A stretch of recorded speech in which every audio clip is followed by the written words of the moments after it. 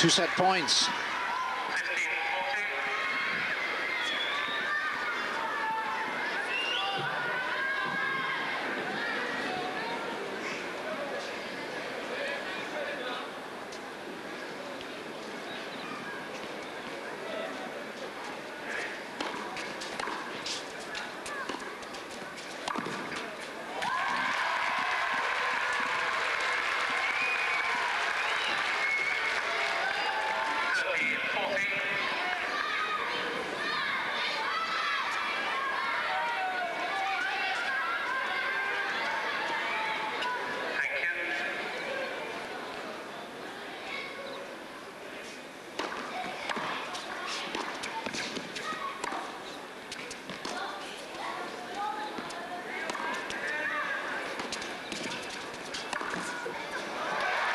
Well, an interesting change of tactics from Santoro, but nothing is affecting Korda.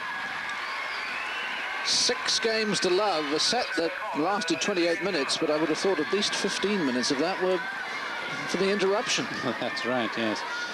And I think only about 8 points won by Santoro. When you consider that Korda served at least 2 or 3 doubles in it, he's hardly winning points. What he really needs is quite a bit more time here. Well, Peter's wife and daughter have been taken by surprise. They've arrived to find out he's already a set up. Well, that can't be bad. Here's the second set.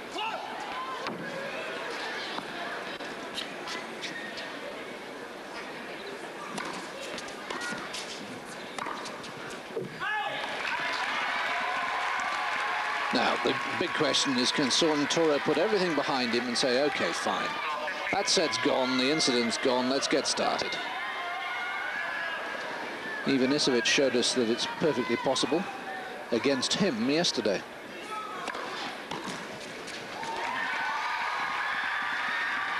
Yes, and there's an adage in the game that you never beat a good player 6-love. Something you can't improve on, and of course it stings them into some kind of a reply. Let's just hope that Santoro's got the stomach, or perhaps more precisely the sort of mentality, the mind, to overcome.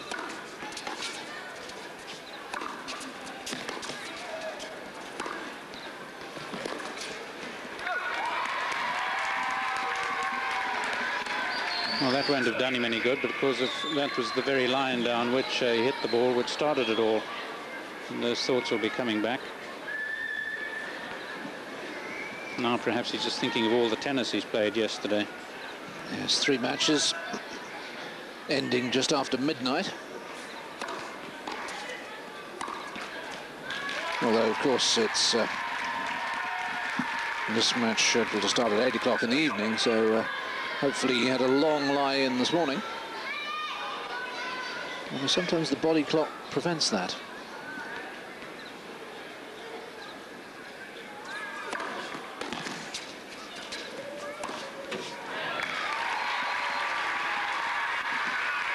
Well, it's a big point, that, because, again, given no pace, everything had to be just right for Korda, but quite immaculate.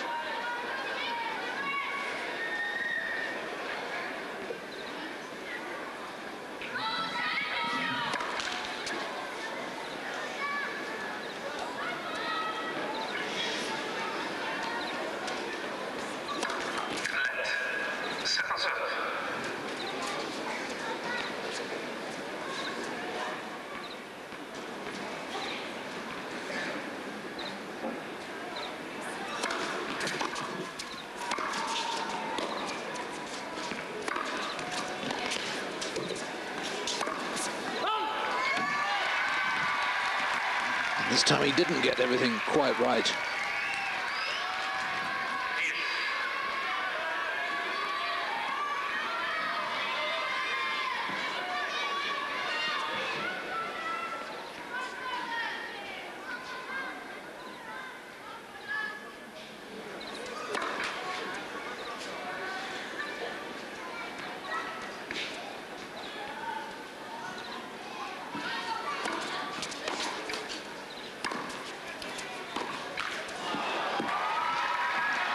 Pity, there was an opportunity there.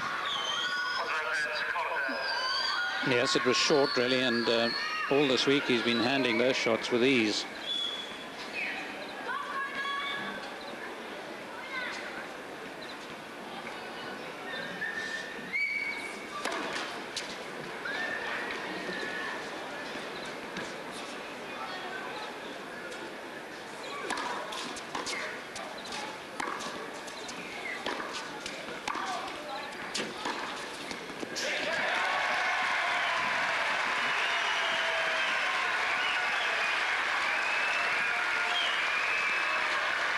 Well, I think we can safely say now that Santoro's, if not on an even keel, he's just about to get into the match.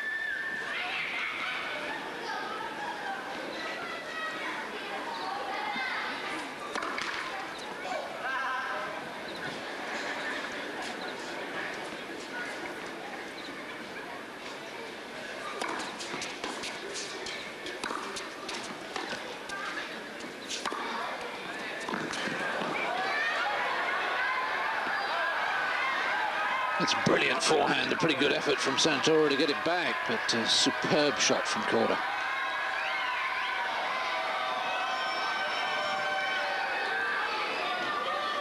Well, the camera work ain't all that great, but nor is Korda's serve. And Santoro somehow has got to try and get hold of these second serves a bit. He's been offered a lot of them. So Korda comes through the toughest game of the match so far. Couple of deuces, and he leads by a set and 1 game to love. Huge game coming up for Santoro. A monumental effort of his to come back, so it's a must-hold situation. Serving with new balls.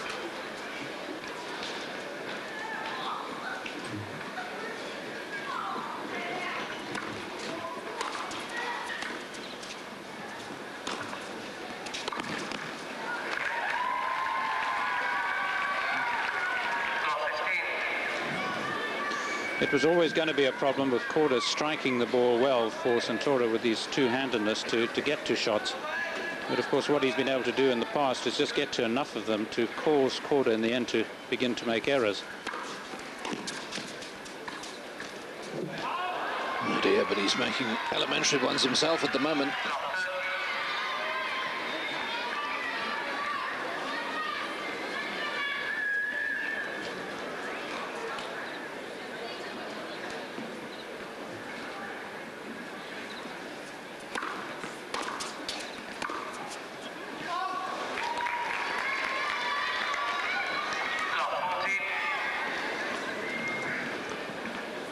Picture of despair.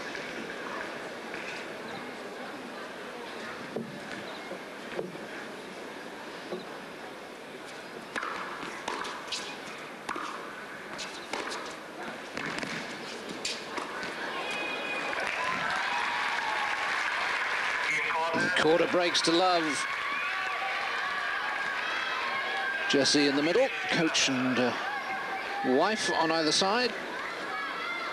Yes, the chances are that Jesse could probably do as well as Santoro. Speaking from personal experience, everything's got to be right for this man. When you think of it, 2 hands on both sides, they've always got to be in sync, those hands. You can't have one hand acting against the other. And that's a problem, let alone when your mind's not in sync with your hands.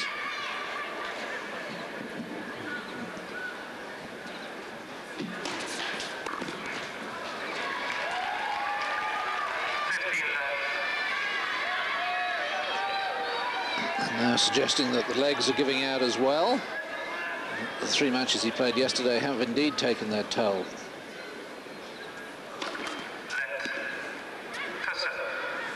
Well, they certainly do, don't they, when you're uneasy. I mean, if he'd had a terrific start to this match, all that will have been forgotten. And it might only have raised its head had it been a long 3-setter.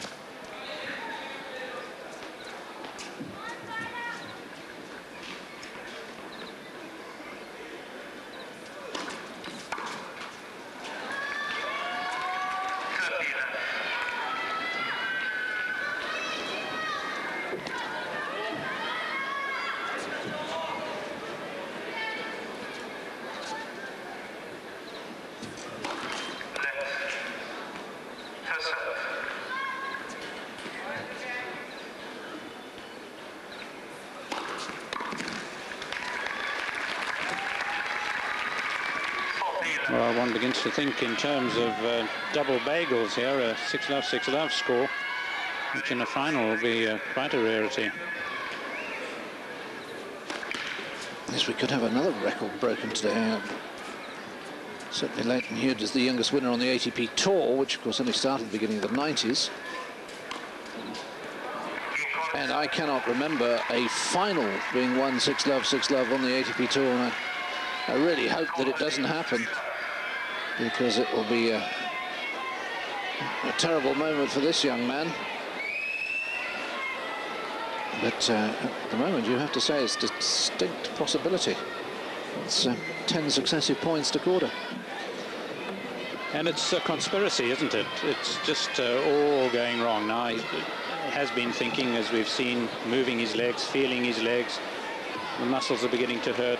And of course now it's all because of his matches yesterday and a tough week, the first tournament for him this year. But none of that would have been in his mind had it been a terrific start. And Korda, of course, makes things difficult for any player when he's hitting the ball as well as he's doing.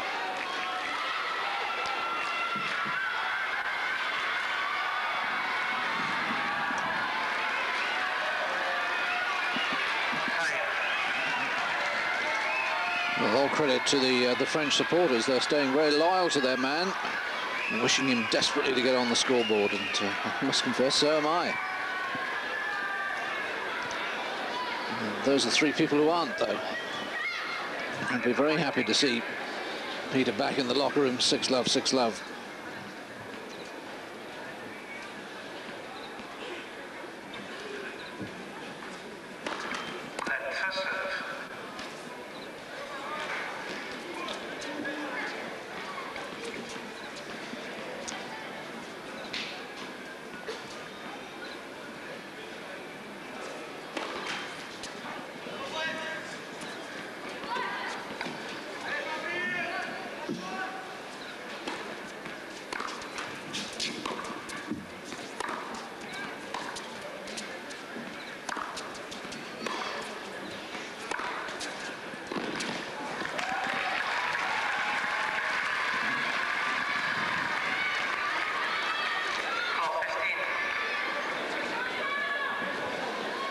Has just been ploughing through the record books. There were just 3 6-love matches last year. 6-love, 6-love matches, I should say. And none of those were finals. There were 2 first-round encounters. Alex Corretja over Nuno Marquez in Monte Carlo. Jorge Barilo over Thomas Nidal in Mexico City. And a quarterfinal. Brett Stephen beat Mark Woodford at Newport, Rhode Island. That's a surprising result. But beginning to look as if we could have one in a final this year.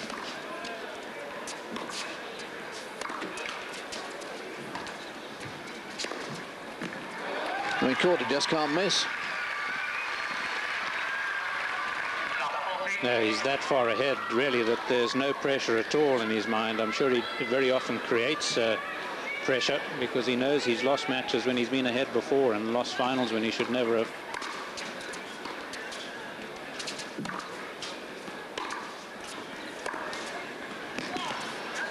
And that's 14 points in a row.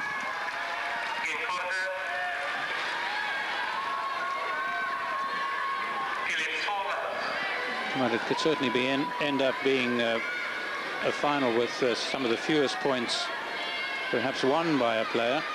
Only 12 points he's won so far.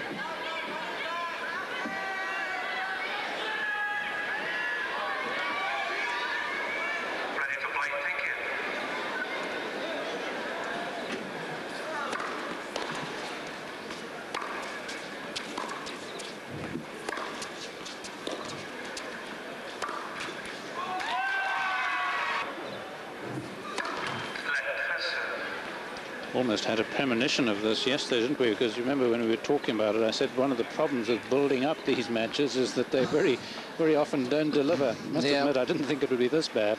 No, quite.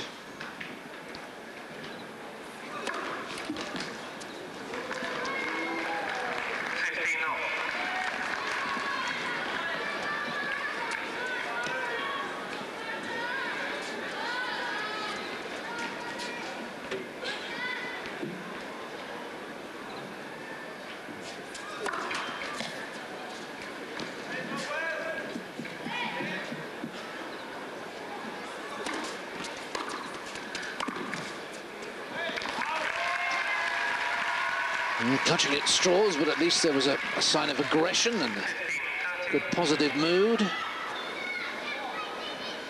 Yes, and who knows, Korda may serve 10 successive double faults or something.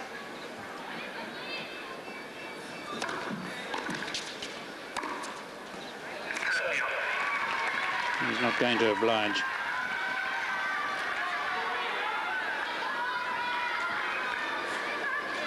Almost a one-man show. And he's no Billy Connolly as Korda.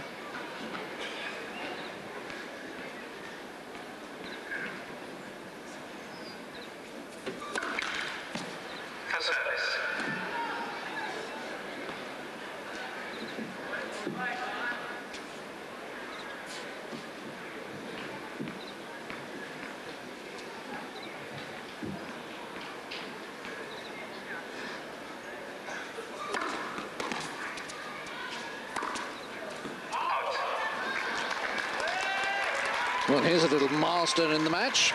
It's the first time Santoro's had a game point.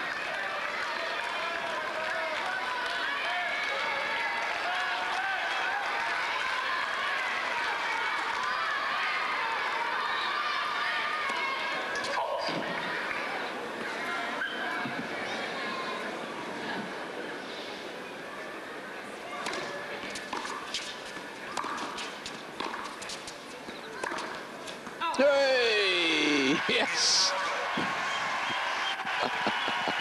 Is he going to retire now? Retire to the chair. Well, a feeling of great relief, I'm sure, is flowing through Fabrice Santoro. Not a lot else is flowing for him. And great relief for his mum and dad as well. But although he's got one of the breaks back, it's still a huge mountain that he has to climb. 4-1. Wonder whether he's contemplating what he should be doing next week. He's due to play just the singles in Sydney, but I'm sure thoughts must be going through his mind that he might pull out of that. And not just the mental strain that he's gone through here, but more likely the physical strain. That's what will give him the excuse to get out of it.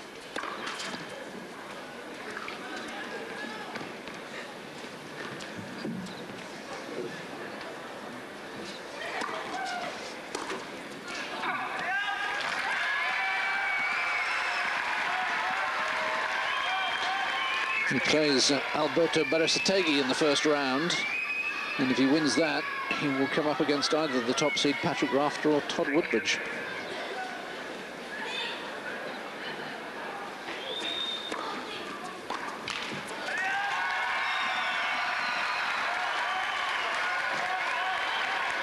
Four successive points.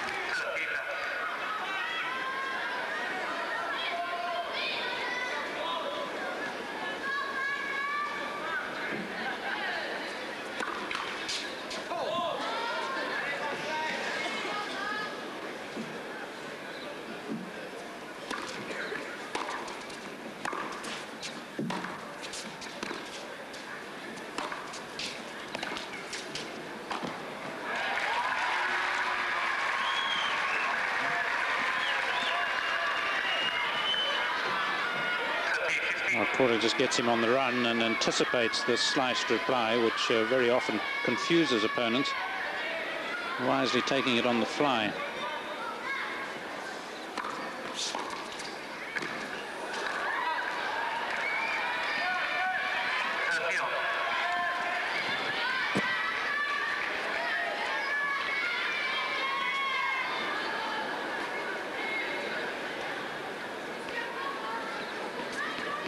Quite often has to do this, has to virtually fling himself. We've seen him do it quite successfully occasionally. I remember against Thomas Muster in Monte Carlo, time and time again, bring those off.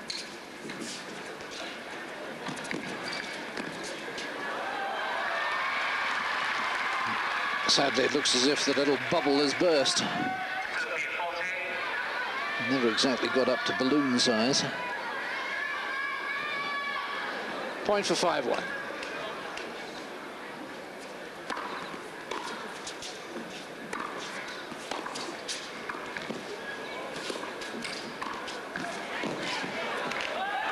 Well played.